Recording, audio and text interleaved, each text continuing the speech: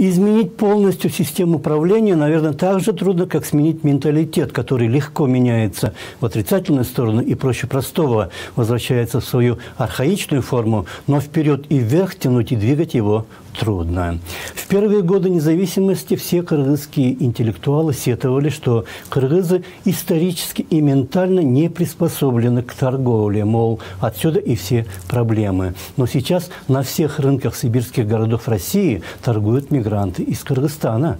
Получается, сменить вековой менталитет на противоположный за 10-15 лет все-таки возможно, потому что для того, чтобы катиться вниз, особых усилий не требуется. А вот чтобы исправлять все это и избавляться от торгашеского сознания, теперь потребуется, наверное, сотни лет.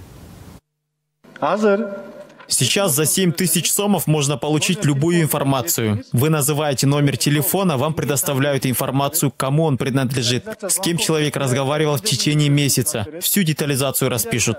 Где человек был за этот месяц, с кем встречался, полное местоположение. Вот такая бумага. Так и написано в рекламе. Заплатите еще 7-8 тысяч и назовете номер машины, вам сообщат, на кого она оформлена, в какие видео или фотофиксации попадала, какие штрафы на нее начислены. Если надо, могут сообщить и информацию о детях, сколько детей имеется, когда и где они бывают.